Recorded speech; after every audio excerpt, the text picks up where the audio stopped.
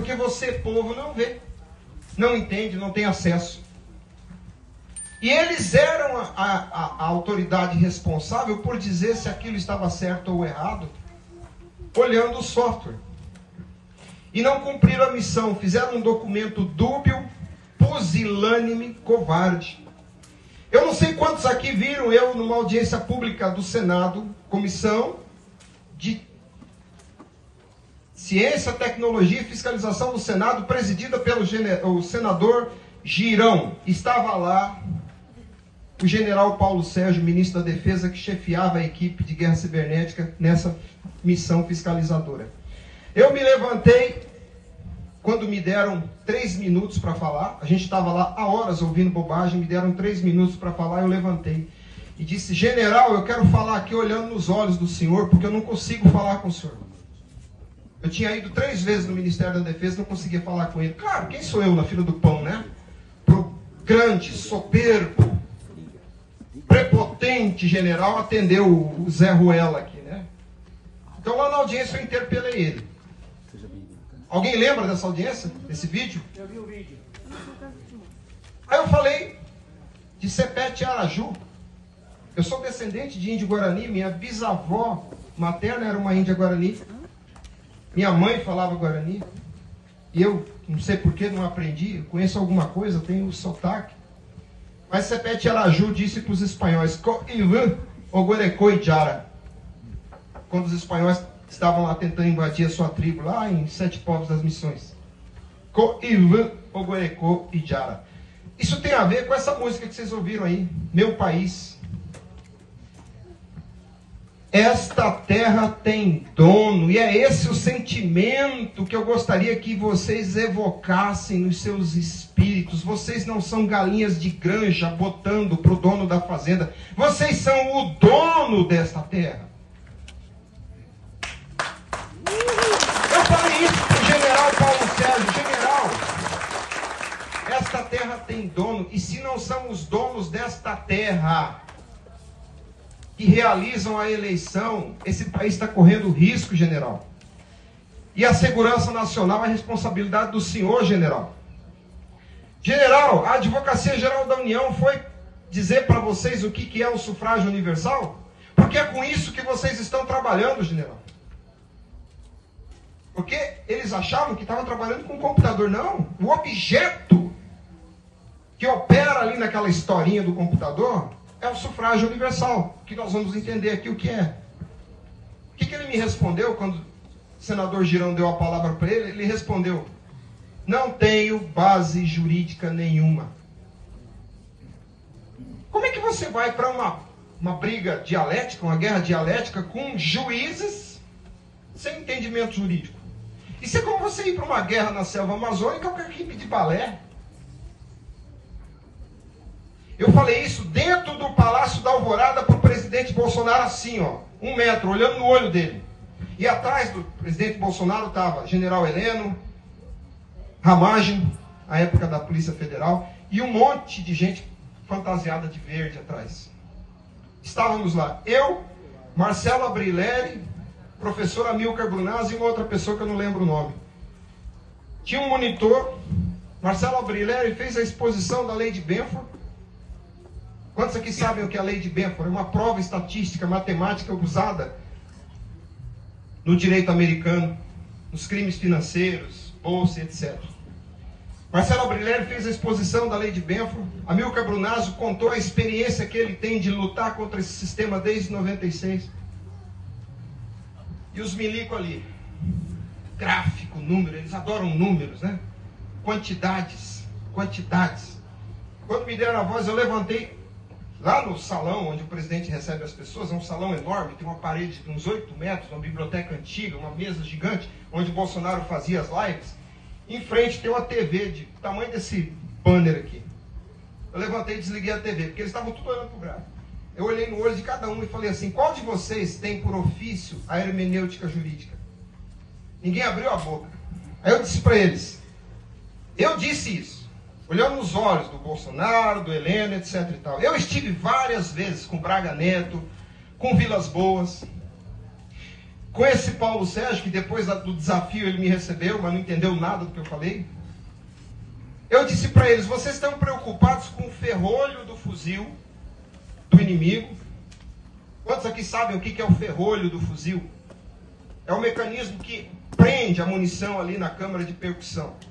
Vocês estão preocupados com o ferrolho do fuzil, mas não sabem a língua do inimigo. A língua do inimigo é a falácia jurídica. Aí apontei na direção do STF. A guerra é com eles. A guerra é dialética, é semântica. Eu acho que não entenderam, porque continuaram com aquela história de equipe cibernética, equipe cibernética, equipe cibernética.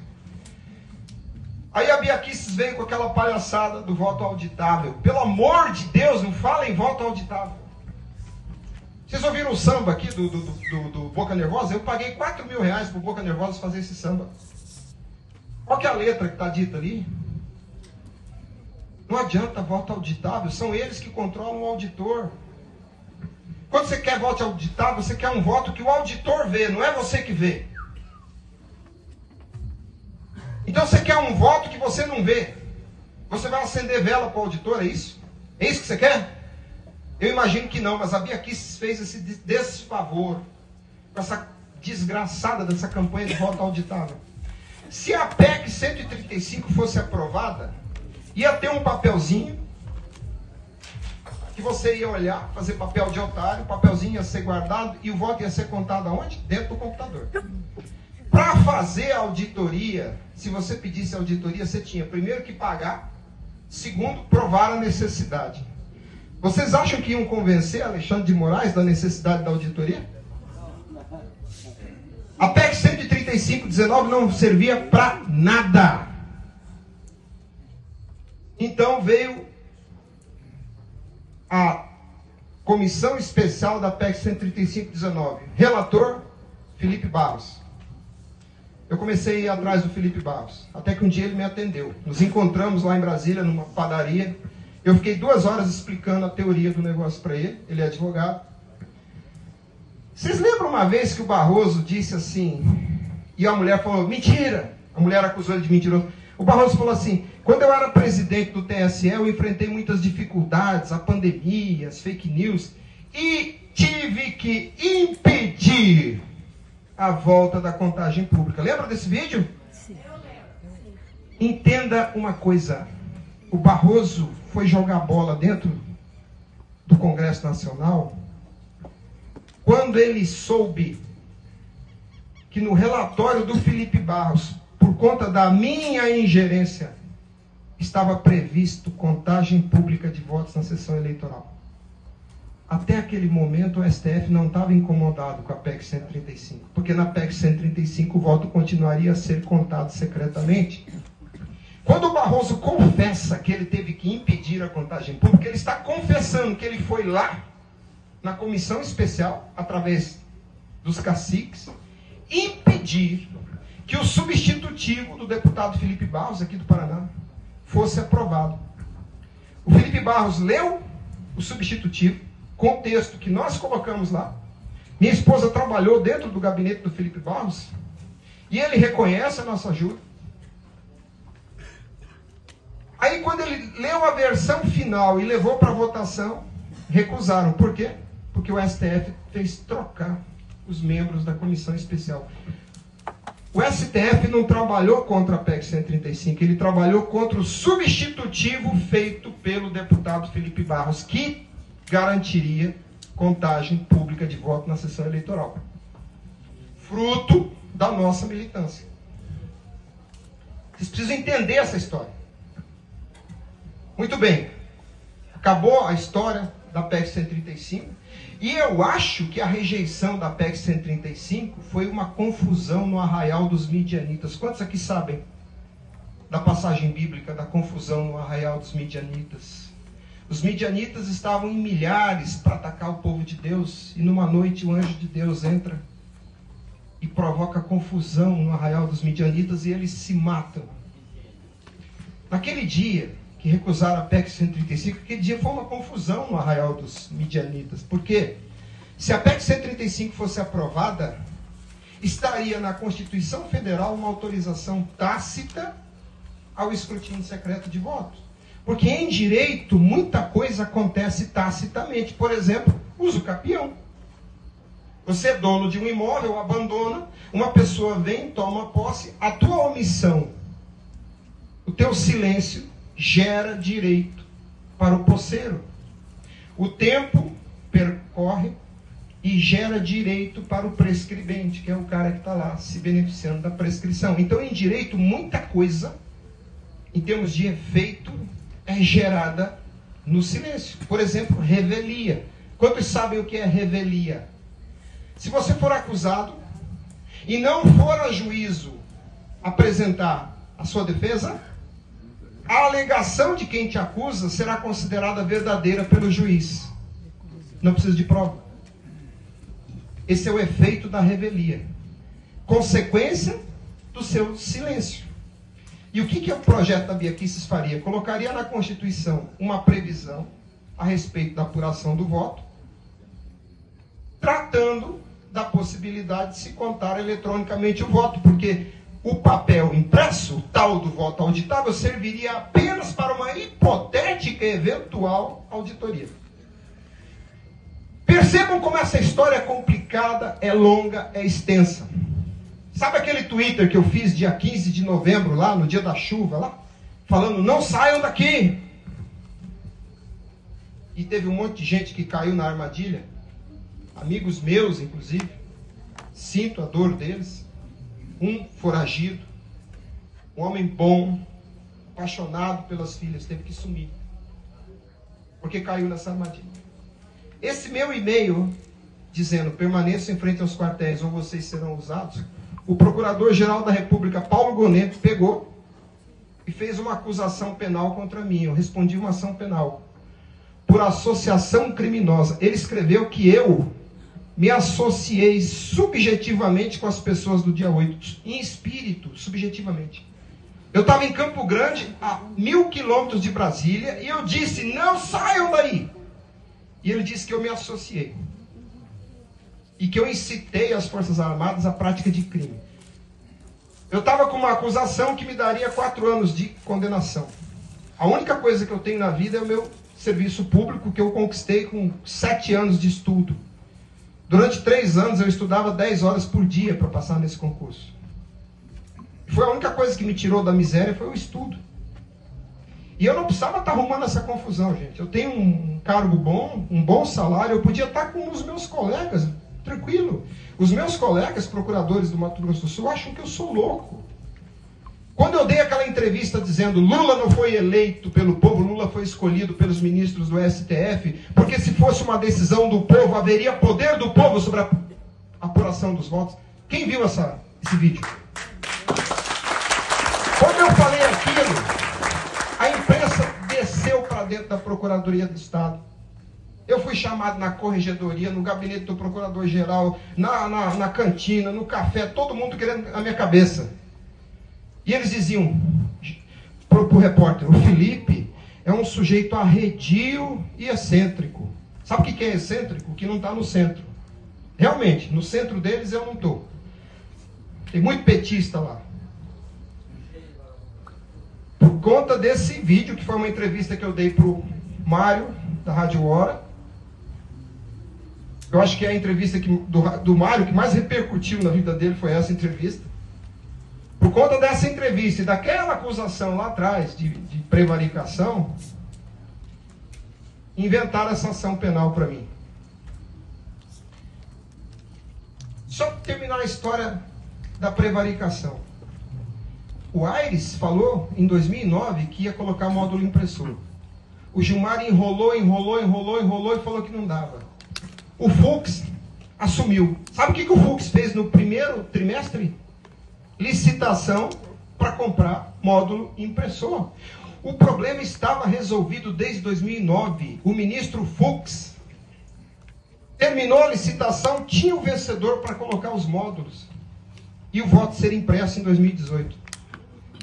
Aí a Raquel Dodge inventou aquela petição podre. A ADI 5889 foi julgada e disseram que não pode imprimir porque a impressora vai entupir. Fizeram um exercício de adivinhação. No acórdão, ministro Fux disse assim: eu não vou votar, me dou por impedido, porque eu já fiz a licitação e eu já tenho o vencedor para comprar os impressores. Então aquilo que o Gilmar enrolou 2 anos, o Fux em 3 meses estava resolvido. Ele fez exatamente o que o Aires tinha dito em 2009. Aí veio essa acusação penal contra mim, fiz uma defesa técnica, mas quem que é julgado tecnicamente naquele círculo? Ninguém. Veio a proposta de acordo de não persecução penal, que eles são obrigados a oferecer. Eu aceitei. E eu tive que pagar R$5.000 de multa, assistir 4 aulas de 3 horas no fórum sobre o que é democracia. Um palhaço num monitor me ensinando o que é democracia. Uma assistente social olhando na minha cara para ver se eu estava prestando atenção. E eu tive que prestar 150 horas de serviço para a comunidade. Eu estou falando isso para vocês entenderem que eu não estou aqui a passeio. Eu estou pagando o preço por essa luta faz 12 anos. E eu, sem mandato, sem imunidade, eu tive a coragem de apontar o dedo no olho desses.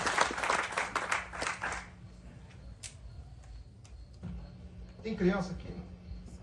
Não. Vai falar.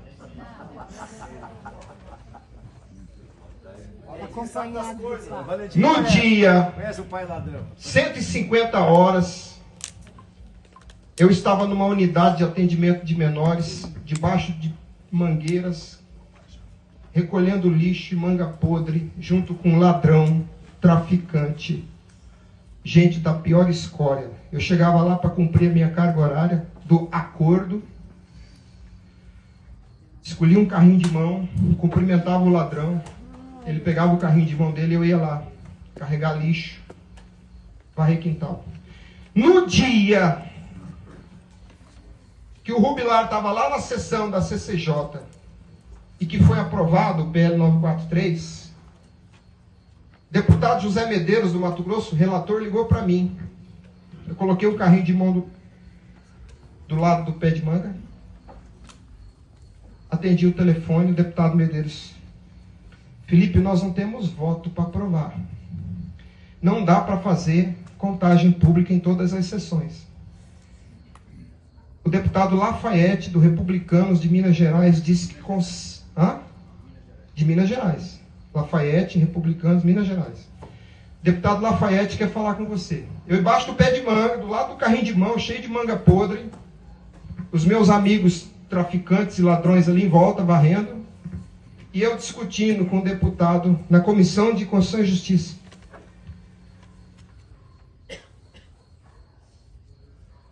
Sobre o projeto de lei. Meia hora no telefone com o deputado, dizendo: deputado, se um voto for contado secretamente, viola o princípio da publicidade. Poucas pessoas sabiam o preço que eu estava pagando.